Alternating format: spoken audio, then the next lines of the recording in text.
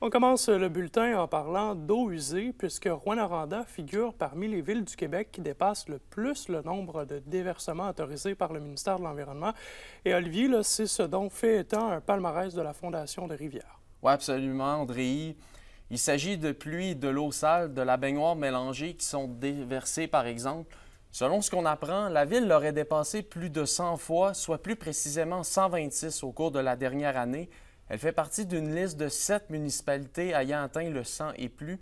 On parle d'un peu plus de 1000 déversements effectués en 2024. Il y a également d'autres endroits dans la région qui ont dépassé, comme Amos et Val-d'Or, qui enregistrent 61 et 18 surpansements chacun. Je vous laisse entendre André Bélanger de la Fondation Rivière expliquer la situation de Rouyn-Noranda. Dans le cas de Rouen, ils ont des enjeux spécifiques au fait que il y a des vieux secteurs de la ville qui, eux, sont dans ce qu'on appelle des réseaux unitaires. Tu as un seul tuyau qui transporte l'eau de pluie et les eaux sanitaires.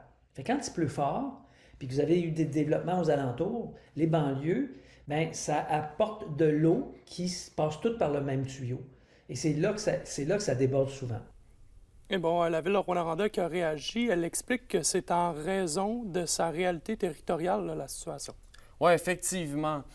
Elle rappelle que c'est une ville émergée et que son territoire compte 10 usines d'épuration. C'est pourquoi qu'il y a un dépassement des déversements, car la Fondation Rivière les additionne.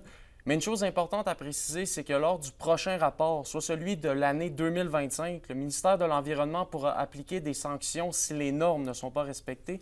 On écoute le chef du service de la gestion d'eau à la ville nous en dire plus. On arrive à 126 dépassements pour la municipalité de Rouyn-Noranda au complet.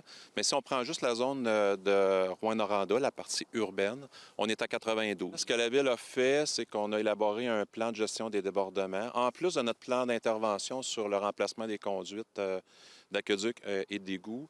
On s'est doté d'un plan de gestion des débordements qui va comprendre des travaux d'ici 2030. Pour ce qui est des villes d'Amos et de Val-d'Or, personne n'était disponible pour commenter de la situation devant la caméra. Merci, Olivier. Au plaisir.